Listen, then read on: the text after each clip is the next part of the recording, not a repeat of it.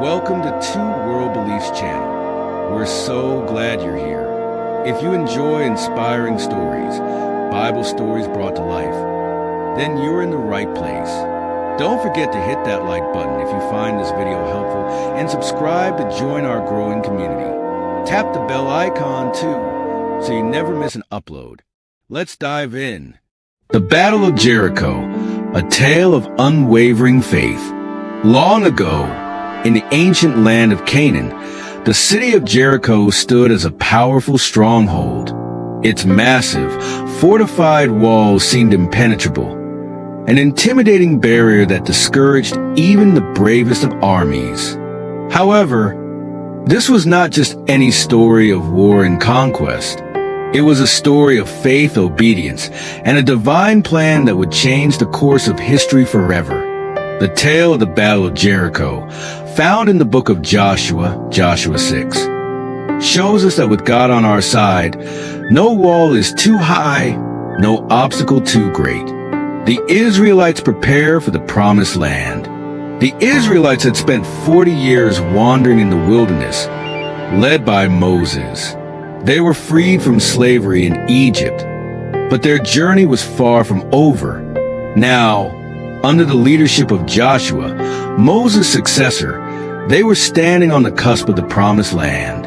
It was a land flowing with milk and honey, a place where they would finally find rest and make a new home. However, before they could enter and settle, there was a formidable challenge ahead of them: the city of Jericho. Jericho was not just any city. It was a mighty fortress. Its tall, thick walls were built to keep invaders out and protect its inhabitants.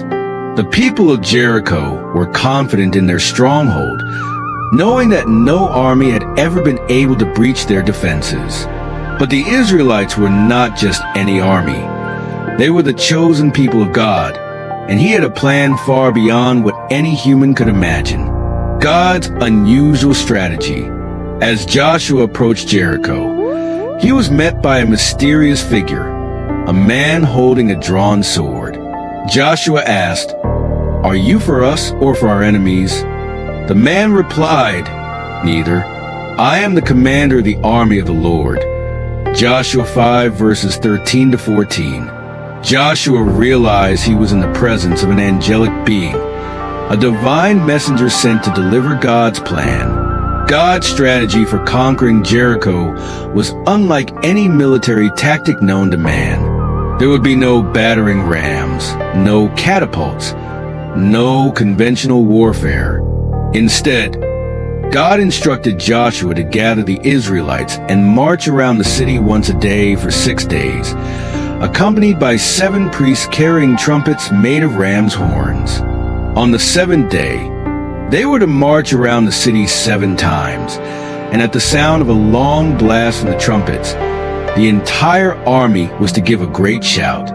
Then God promised, the walls of Jericho would fall flat. Joshua 6 verses 3 to 5. Joshua, though surprised by these unusual instructions, had complete faith in God's plan. He called the priests, the soldiers, and the entire assembly of Israelites together and relayed God's command without hesitation.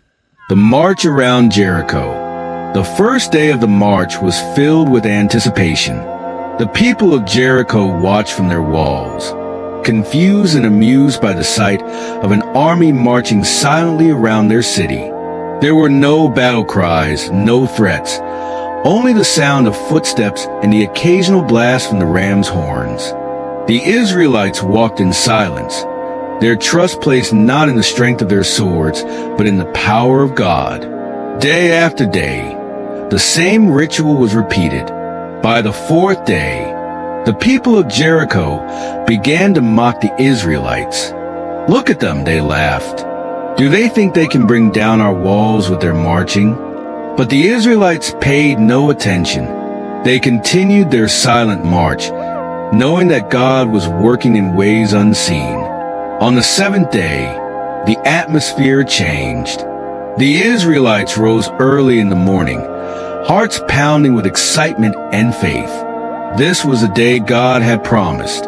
They gathered and began their march, circling the city 7 times.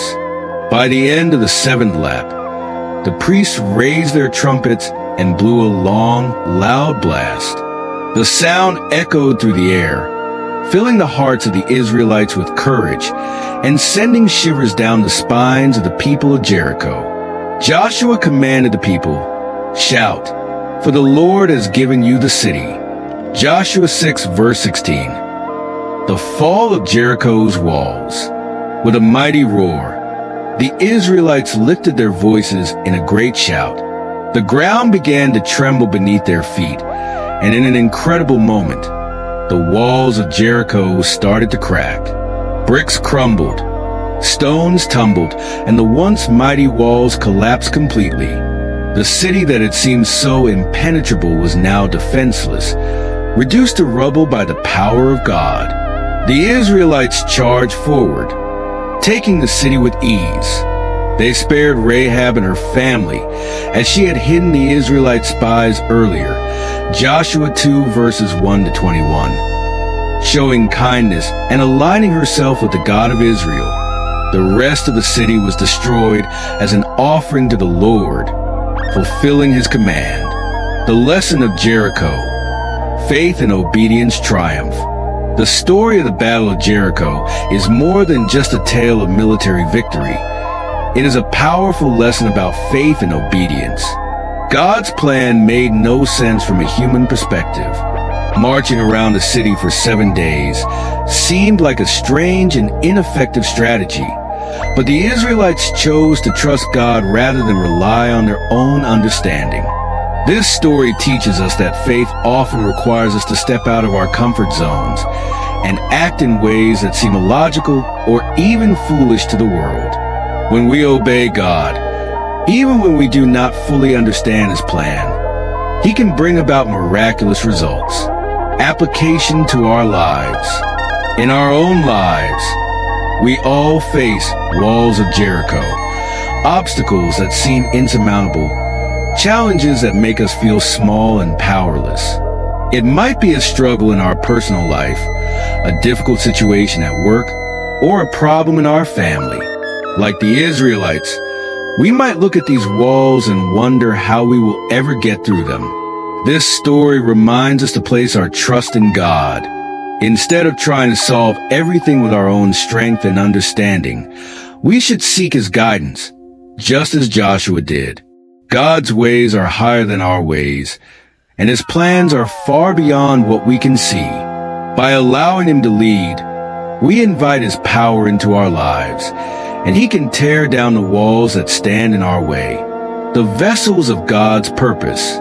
In many ways, we are like the vessels used in this story, the trumpets and the obedient people who carried out God's command. Our bodies, minds, and hearts are the vessels through which God's power is displayed. When we allow ourselves to be filled with faith and obedience, we become instruments of his will.